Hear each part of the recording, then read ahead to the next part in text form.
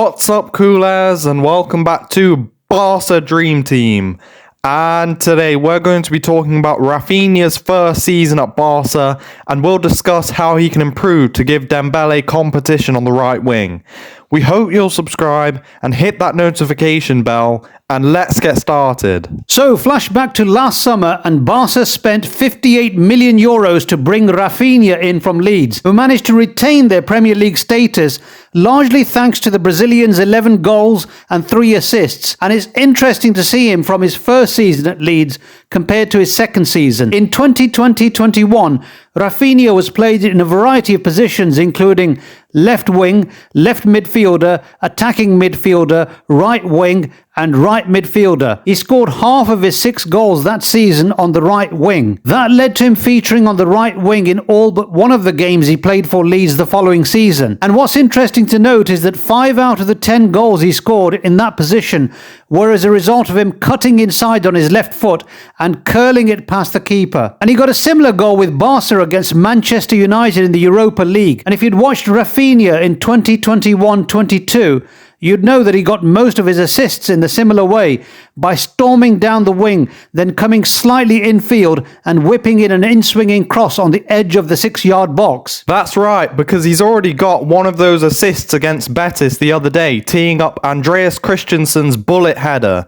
But you'll notice at Barca that he often drives further up the pitch before cutting inside, and he doesn't cut inside in deep positions like he did at Leeds.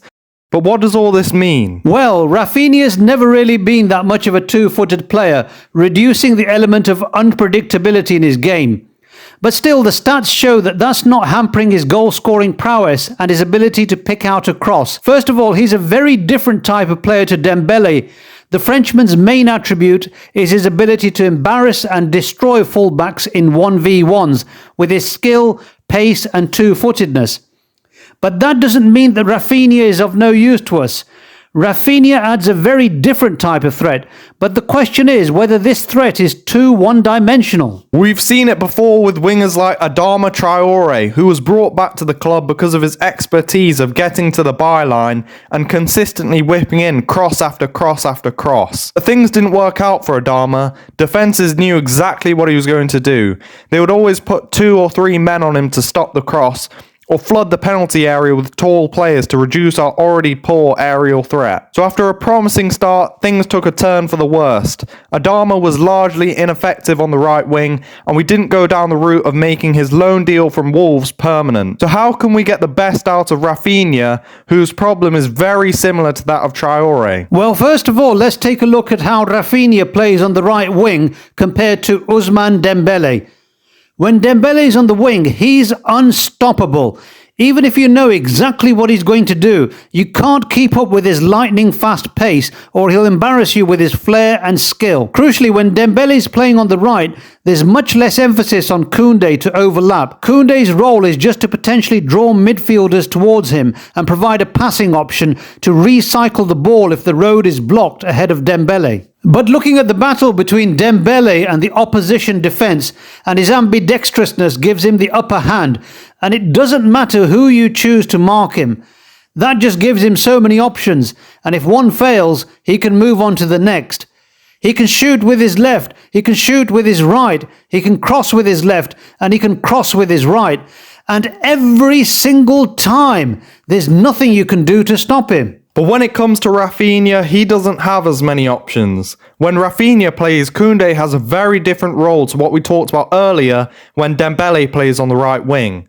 We've talked before about Koundé's role when Raphinha plays, and you can check that out by clicking the card in the top right of your screen. But in summary, Koundé does have the responsibility to overlap in some occasions.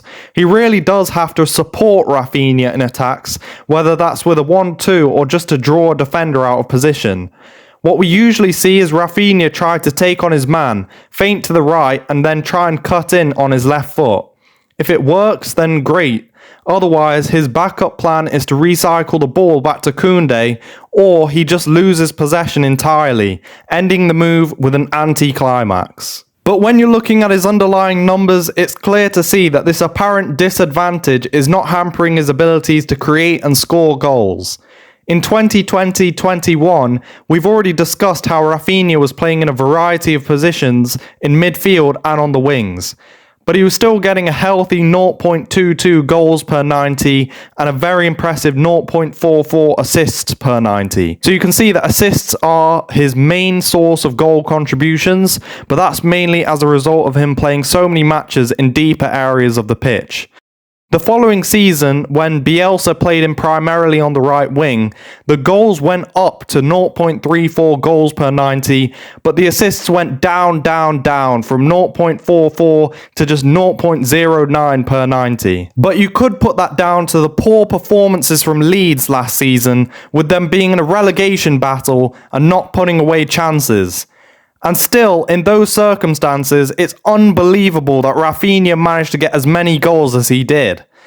And when you're looking at this season at Barca, he's again playing primarily on the right wing, and he has stepped up, especially in the absence of Dembélé, slightly outperforming his XG, getting 0.36 goals per 90. But crucially, the assists have risen from 0.09 in his second season at Leeds to 0.31 per 90. Now, you could partially put that down to the quality of Barca's attackers. I mean, you'd expect Robert Lewandowski to put more chances away than Patrick Bamford, but you have to give credit where credit's due. The improvement at Barca is visible to see.